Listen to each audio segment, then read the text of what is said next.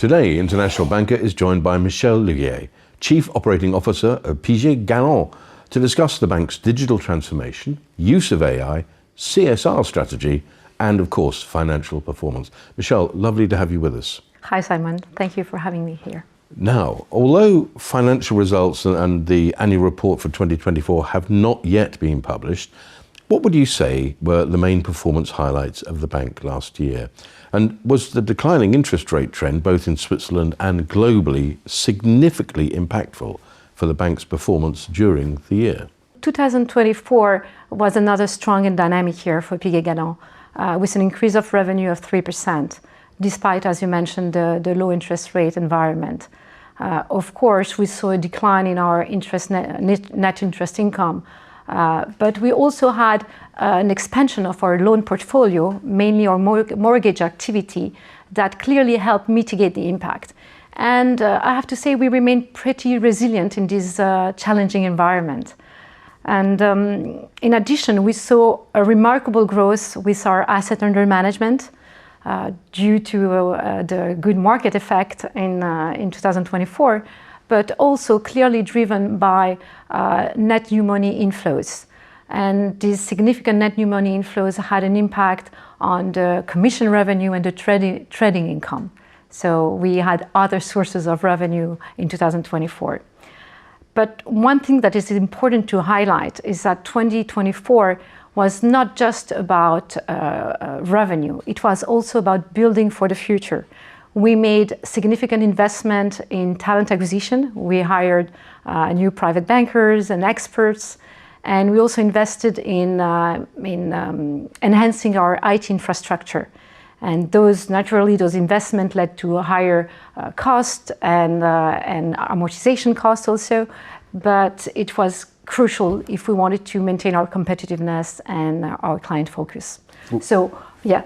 Well, I was going to say, let's pick up on the kind of the technical thing. As I understand it, there's been a complete revamp of the mobile banking app and its e-banking capacity, with a key objective of this process being to reinforce your omni-channel platform. Why is this objective so important, especially from a client relationship perspective? Good question. Yes, the revamp of our mobile platform and e-banking platform was first and foremost about redefining the client digital journey and strengthening, like you mentioned, our omni-channel communication. What we want is to have more interaction with our clients and to interact much more easily with our clients. And I really think that a mobile channel is key and essential even for a private bank like we are, if we want to better serve a new generation of clients. The new generation of clients, those young entrepreneurs, or the children of our existing clients, they are, I would say, digital native, and they expect to have the same high-touch, personalized experience online as they do in person. That's really important, and it's not only by having the same in-person service. They also want to have the whole relationship with the bank connected to them. They want to have a one-click access to their whole team of experts, starting from the relationship manager to the credit officer and the wealth planner, all available, reachable, working together. On a single platform. I think that's the omni-channel experience we have to deliver to our clients. So I just mentioned this new mobile platform, which, by the way, has been launched yesterday. So it's a brand new platform, and it's really the result of a close collaboration between our business team and our clients, because we interviewed our clients. They are the first user of the platform, so they were really part of the adventure. And it's not a project that has been driven by IT. The infrastructure side, yes, but not the UX UI side. We wanted it to be a platform that ensures that the feelings the clients get when he's on the platform is exactly the same, is as seamless and as personalized as sitting in a private lounge with his advisor. So that's what we wanted to show. And for instance, I can give you an example. When the client will connect to the platform, he would be welcomed with tailored market insights exactly as he would be welcomed by the private banker and having a conversation about what matters the most to him. So it's really the experience we want to show to the client. Let's explore that a bit more, because that sounds like a particularly interesting offering for clients. What are some of the main benefits that Portfolio Check provides to clients? As I understand it, eventually it will be implemented in the bank's mobile banking app and e-banking platform. Do you anticipate these implementations as providing more convenience for your clients? Absolutely. The Portfolio Check is indeed a key added value solution for our clients and our advisors, as it provides a clear overview of the portfolio health, and it generates recommendations on how to optimize and how to rebalance the portfolio. And each proposal is really tailored to the client's situation, financial situation, to his goals and to his preferences. But what I want to emphasize is that it's not designed to replace the professional judgment and the human judgment. It's not a robo-advisor. It's more an enhancer of the professional judgment. It became so complex to take into account all the parameters before proposing an investment or a pre-trade. You have to take into account the diversification and concentration risk. You might have to verify deviation from the target allocation grid, but you also have to take into account the risk profile of the client in terms of investment, if it's suitable and if it's appropriate. Then you have to look at its ESG preferences in terms of sustainable goals. And the banker also has to verify that we respect the cross-border constraint. And last but not least, you might have to look at the tax consideration and look at the optimization that you could offer to your client. So it's very complex, and it's not easy for an advisor to make the right choice for the client without a tool that really help him. And as you mentioned, that said, we needed a tool that was also strong in translating those complex data portfolio into a very intuitive report that can be clear and that can be understood by the client and upon which he could act. And that's the reason we want to integrate this solution into the mobile application. You're talking about the kind of complexity of all of this. How satisfied are you that the digital transformation process has been implemented effectively? And what's, as an example of that, the single biggest success of the transformation to date? Yeah, absolutely. Our digital transformation is a strategic enabler that completely changed the way we serve our clients and how we operate as a bank. That said, digitalization is not a one-time project, and it's more a continuous journey. And in this journey, one of our most significant achievement and success is really the transition to Microsoft M365, fully deployed on the cloud, along with the adoption of SharePoint.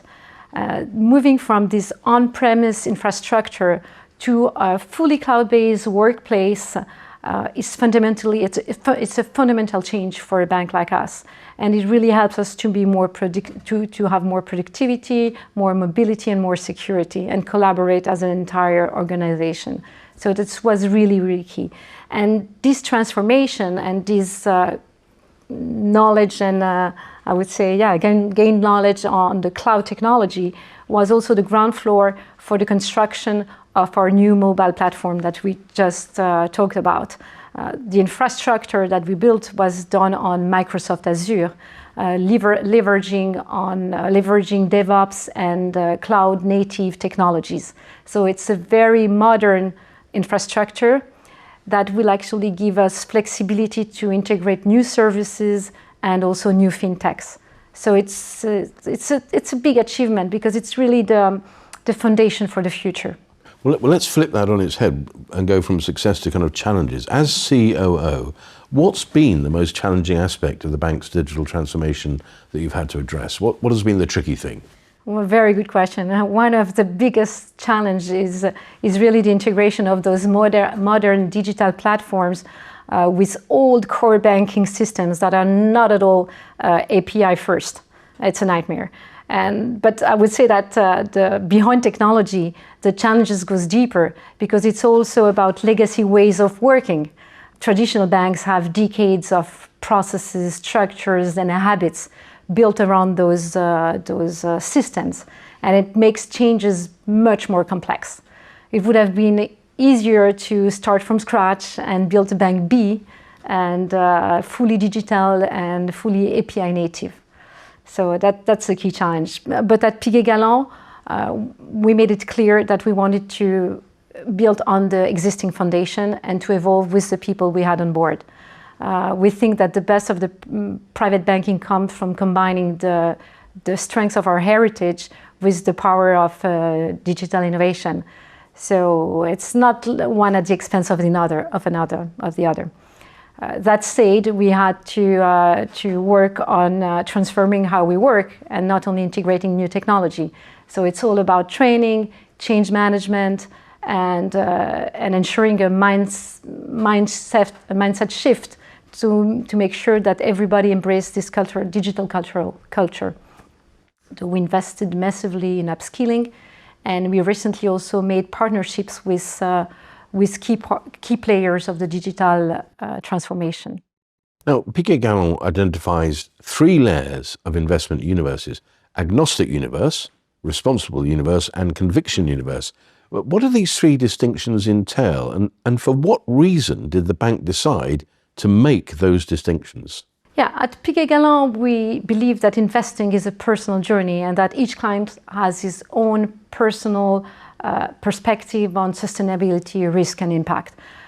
Therefore, we really didn't want to impose a one-size-fits-all ESG approach, and we rather designed a flexible and transparent framework that respect each client's preferences in terms of ESG. Now, when it comes to the universe, you mentioned the first one, the agnostic universe is for clients that are agnostic to ESG, that do not necessarily want to prioritize ESG. For them, we apply our meticulous financial selection, but ESG is not a deciding factor. The second one is the responsible universe. Here we take a risk-conscious approach by actively incorporating ESG risk factors into our selection. And the last one is the conviction universe. It's for a client who wants their investment to actively drive positive changes. It goes beyond just risk integration, and we select companies and funds that create measurable impact on society and environment. To provide clients with access to socially responsible investments, the bank offers a series of thematic certificates that adhere to principles of transparency, materiality focus, and measurability. How do the certificates achieve this adherence, especially with regards to ESG considerations, which you've been explaining? And what exactly does the certificate health ethic mean in this context? Yes, I think that we mentioned it was a journey, and I think this journey needs to be accessible and meaningful for the client. And we see how ESG can sometimes be complex. We don't know if we have an impact by investing in this company or in this one. So we wanted to simplify the story for our client, to narrow the scope, and that's the reason we developed this range of thematic certificates. The first one being the Helvetic one that you just mentioned, but we also have the Women Empowerment Certificate and we have the Climate Action Certificate, each one focusing on one key pillar of ESG. And to make sure we stay true with principle of transparency, materiality, and measurability, we rely on recognized data providers. But above all, we provide transparent and detailed reports to our client to show them how each company performs within the chosen ESG team and how their investment makes an impact. That's key. Now, when it comes to the Helvetic certificate, it's all about governance in Switzerland, meaning we invest in top Swiss companies based on their governance practices. We use the assessment of the Ethos Foundation, a very well-known and recognized organization representing Swiss pension funds and Swiss institutional investors. That gives us, I would say, a quantitative and objective approach on governance, and it helps help us really manage this certificate.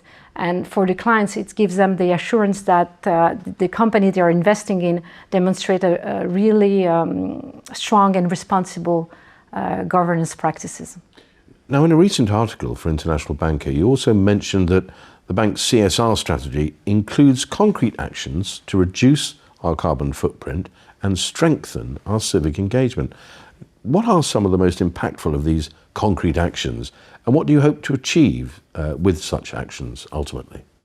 Conducting a carbon footprint was a key requirement in our journey toward the B Corp certification. The process enabled us to identify areas of improvement, especially in the sustainable mobility side and in the energy efficiency part. We started with concrete actions and concrete steps to optimize our energy efficiency in our building by converting all the lighting to LEDs, to installing solar panels on the top of our building, and we are currently exploring ways to replace our old gas heaters with more greener solutions.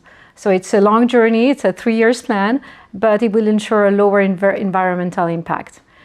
We have also been working on a new mobility plan to ensure a more sustainable commuting. We want people to walk, to cycle, and to travel by train and not by car. It's a difficult process, but we are really going and making progress on that. We're very proud of it. CSR is not just about environmental initiative, it's also about positive social impact. And that's why we also encourage our people to give back. We offer them a fully paid day per year to volunteer with the association of their choice. And we also integrate them, involve them in our philanthropic committee, in our philanthropic initiative. We really want to ensure that giving back is part of the corporate culture. So that's really important too. And we actively support cultural projects like museum, film festival, as we think that as a bank, we do not have only the obligation to finance companies, but we also have a role to play to build a more sustainable economy. Okay, those are some very good practical examples. That's really good. So back in January 23, Piguet Galland published the brief article, Artificial Intelligence, a Technological Revolution and an Investment Opportunity. What, if any, are some of the key ways in which the bank has boosted its investment exposure to the AI sector in recent months? And additionally, would you say that AI is playing a significant role in improving operational efficiency within the bank itself? Absolutely. Artificial intelligence is a key focus for Piguet Galland, both on the investment opportunity for a client and on enhancing the operational efficiency, as you just mentioned. On the investment side, we have launched a new certificate called Smart AI, and which allows our clients to gain exposure to the AI sector if we want. And we have a dedicated team that actively monitors the players across the AI value chain, from utilities and energy to semiconductors and end user technology, ensuring that we identify and capitalize on the most promising solution and investment for them. And this obviously is part of that kind of talent hunt that you've been on to get these folks on board, yeah. Exactly, yeah. Internally, we also have been early adopter of generative AI technology. Our marketing department was one of the first to embrace the technology, of course, making more marketing content and enhancing creation. But today we have 80% of our employees, of our team, that have been trained and that are working with AI generative tools. They have a secure, controlled, and AI workplace. Basically, we're using the Microsoft Copilot solution as we move to on Microsoft Azure. But it's really today part of their daily job to use it. Of course, it remains on the administrative side. It's really about speeding up writings, emails, and making presentation much faster. But the good thing is that it leaves time to focus on high value tasks, and that's really key and helpful.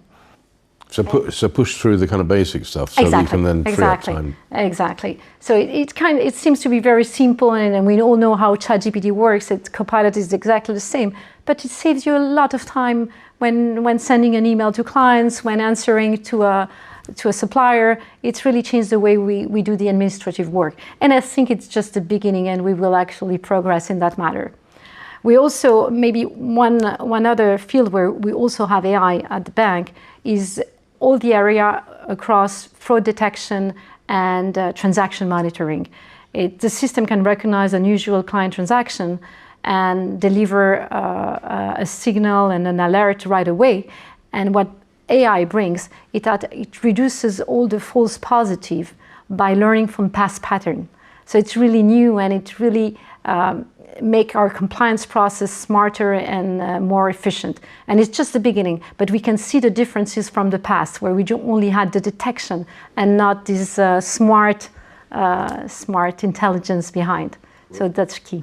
Well, let's keep looking ahead. What do you expect to be the most significant driver of revenue growth for the bank in 2025 in terms of products and services? And what will make this particular offering so successful, in your opinion? In 2025, most of our revenue will come from management and advisory services, meaning we will have to focus on continue to grow with our asset under management. We have to continue making and developing new thematic certificate, and especially we have to ensure that our investment proposals are actively followed by our client. And therefore, they have to be personalized, and they have to really answer their needs. In parallel, we expect to see a continuous growth in our mortgage activity due to the low interest rate environment. We think it's really an area where we can bring value to our clients by combining the financing solution and wealth planning advices. So it's really a key focus for us. But what I would say is that behind those revenue drivers, what will truly define our success this year, and in the next years, is how efficiently we scale. We want to continue growing. We want to continue bringing high value services to our clients, personalized services. And in the meantime, we want our model to remain stable and at scale. And that's exactly where our digital transformation comes into play. It's impossible without digital tools. We won't make it. It's the only way to deliver a proper personalization to our clients is by using those digitalization tools. The investment we made in digitalization is key for us to provide this personalization, and it will be, for me, it will be the real differentiator in 2025 and beyond. Michèle, thank you very much for your time today and for giving us that great overview of where the bank is and where it's heading for. Obviously, we're going to follow that story with great interest. Thank you very much indeed. Thank you, Simon. It was a pleasure.